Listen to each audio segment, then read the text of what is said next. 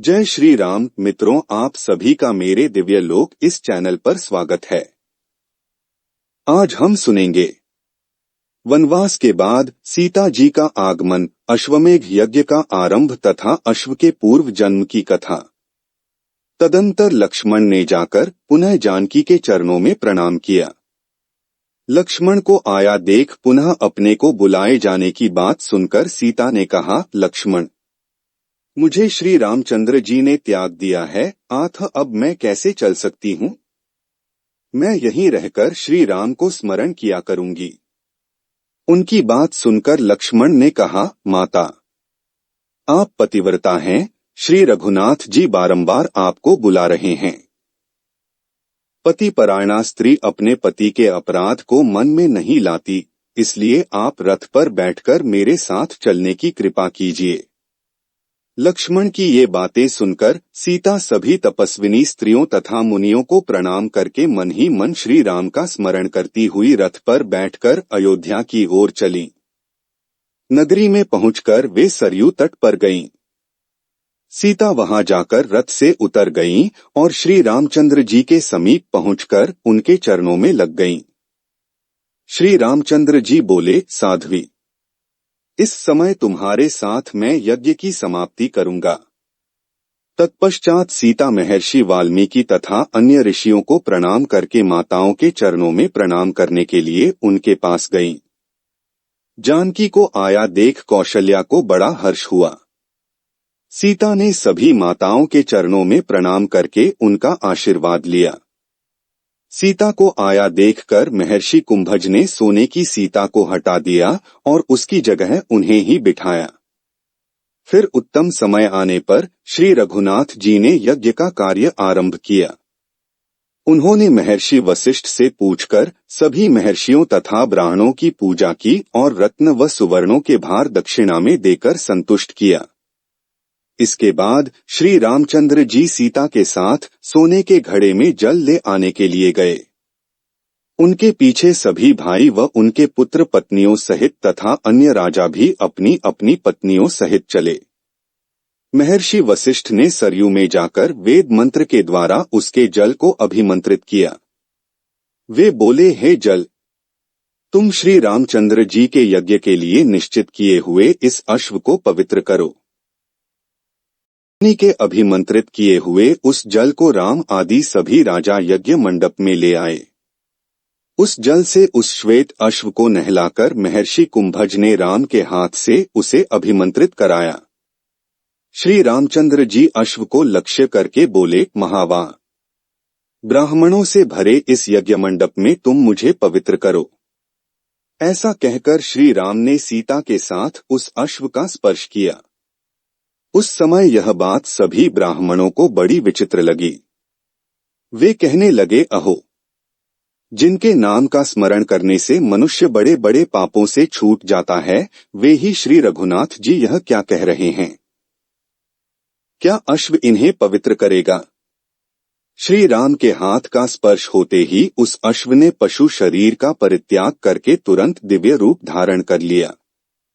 दिव्य रूपधारी उस अश्व को देखकर सब लोगों को बड़ा विस्मय हुआ।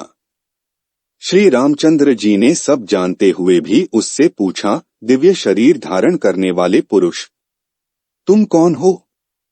अश्व योनि में क्यों पड़े थे तथा इस समय क्या करना चाहते हो? ये सब बातें बताओ। अश्वमेध यज्ञ के अश्व के पूर्व जन्म की कथा। राम की बात सुनकर दिव्य रूपधारी पुरुष ने कहा, भगवन, आपसे कोई बात छिपी नहीं है। फिर भी यदि आप पूछ रहे हैं तो मैं आपसे सब कुछ ठीक ठीक बता रहा हूँ। पूर्व जन्म में मैं एक परम धर्मात्मा ब्राह्मण था, किंतु मुझसे एक अपराध हो गया। एक दिन मैं सरयू के तट पर गया और वहां स्नान दान करके वेदोक्त रीति से आपका ध्यान करने लगा। उस समय मेरे पास बहुत से लोग आए और उनको ठगने के लिए मैंने कई प्रकार का दंभ प्रकट किया। इसी समय महातेजस्वी महर्षि दुर्वासा पृथ्वी पर विचरते हुए वहां आए और सामने खड़े होकर मुझे देखने लगे। मैंने मौन धारण कर रखा था, न तो उठकर उन्हें अर्घ्य दिया और न कोई स्वागत सत्कार किया। महर्षि दुर्वासा का स्वभाव तो यूं ही तीक्ष्ण है। मुझे दंभ करते देखकर वे प्रचंड क्रोध के वशीभूत हो गए तथा शाप देते हुए बोले, तापसाधम, यदि तू सरयू के तट पर ऐसा घोर दंभ कर रहा है तो पशु योनि को प्राप्त हो जा। मुनि के शाप को सुनकर मुझे बड़ा दुख हुआ और मैंने उनके चरण पकड़ लिए। तब मुनि ने मुझ पर महान अनुग्रह किया। वे बोले, तापस, तू श्री रामचंद्र जी के अश्वमेध यज्ञ का घोड़ा बनेगा, फिर भगवान के हाथ का स्पर्श होने से तू दंभहीन एवं दिव्य रूप धारण करके परमपद को प्राप्त हो जाएगा। महर्षि का दिया हुआ यह शाप मेरे लिए अनुग्रह बन गया। अनेक जन्मों के बाद भी जिसकी प्राप्ति कठिन है, वही आपकी अंगुलियों का स्पर्श आज मुझे प्राप्त हुआ है। महाराज, अब आज्ञा दीजिए, मैं आपकी कृपा से महत पद को प्राप्त हो रहा हूँ। यह कहकर उसने श्री राम की परिक्रमा की और विमान पर बैठकर वह उनके सनातन धाम को चला गया।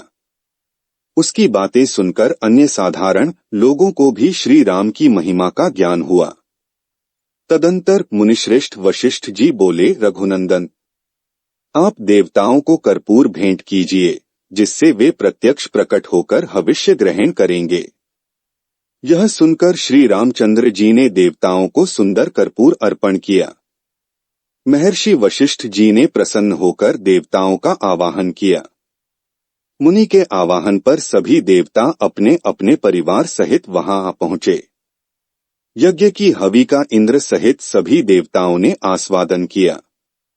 इसके बाद सभी देवता अपना अपना भाग लेकर अपने धाम को चले गए।